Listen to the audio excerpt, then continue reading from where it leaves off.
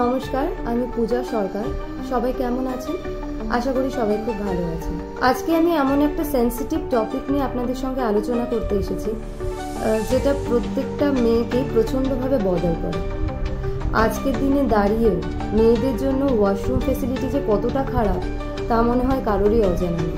একমাত্র আমরাই বুঝতে পারি যে ঠিক সেই সময় আমাদেরকে কি ফেস করতে হয় যখন রাস্তাঘাটে বেরিয়ে টয়লেট পায়, কিন্তু দূর দূরান্তে কোথাও পরিষ্কার টয়লেট খুঁজে পাওয়া যায় না। বেশিরভাগ ক্ষেত্রেই আমাদের আশেপাশে কোনো অফিস বা শপিং মল এইসবের খোঁজ করতে হয়। This is not at all healthy. UTI এর মতো একটা মারাত্মক ইনফেকশন যা এখন প্রত্যেকটা ঘরে ঘরে।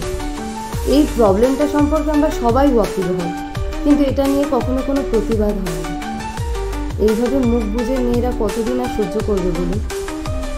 2025-এ এসেও এইটুকু স্বাধীনতা কি মেয়েদের প্রাপ্য নয়? তাই আপনারা সবাই আসুন, আমরা সবাই মিলে বলি, উই ওয়ান্ট বি ইন্ডিপেন্ডেন্ট।